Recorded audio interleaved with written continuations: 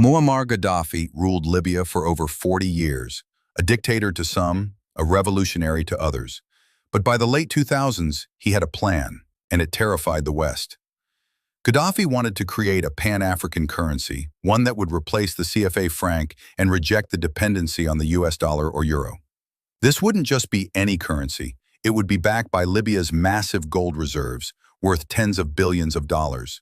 He called it the Gold Dinar, backed by real value, not debt. This wasn't just economic policy, it was geopolitical warfare. He pitched the idea to African leaders, a united African central bank, using gold to trade oil, minerals, and resources. Libya, being rich in oil, would have been the perfect launchpad. Countries like Nigeria, Angola, and even South Africa showed interest. Now picture the ripple effect. If Gaddafi succeeded, oil-producing African nations could start demanding gold, not dollars, for their exports. That would mean less demand for the dollar, less power for the United States, less control from the IMF, and chaos for the Western-led economic order. The US and Europe had long benefited from the dollar's status as the global reserve currency. They could print money to buy oil, they could fund wars and debt with green paper. If the gold dinar rose, that leverage would crumble. And suddenly, Libya, a desert nation of 6 million people, was becoming a serious threat, not with missiles but with monetary sovereignty. Let's say Gaddafi pulls it off. In 2011, instead of being overthrown, NATO backs off. There's no Western intervention. His regime stabilizes. The gold dinar is launched across North Africa and into the Sahel. Petrostates like Nigeria and Algeria join the movement. African leaders, tired of debt traps and French economic control, pivot toward this new system. Oil contracts begin to be denominated in gold. This would cause massive de-dollarization.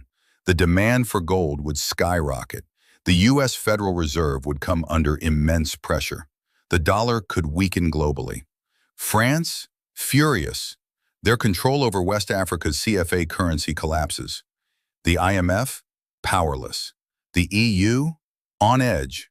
China, watching closely, and maybe even supporting it, seeing a chance to weaken American influence. Meanwhile, Gaddafi becomes a cult-like hero, a modern Nasser. Africa begins to consolidate economically.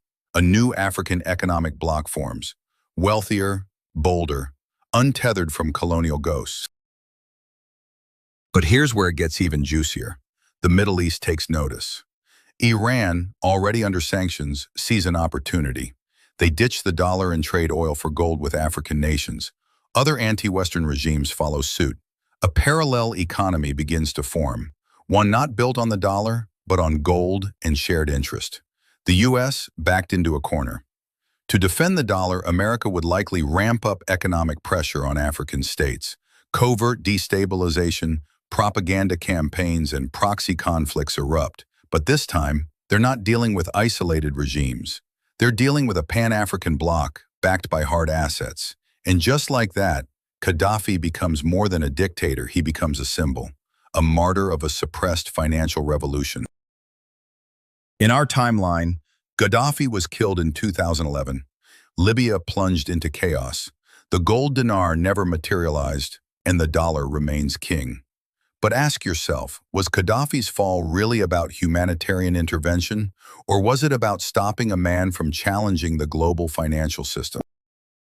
What if Gaddafi succeeded? What if Africa stood as a gold-backed powerhouse? Would today's world still run on dollars, or something far older, far more dangerous, real value? You've been watching Axis of Maybe, where history meets the unknown. Don't forget to like, subscribe, and question everything.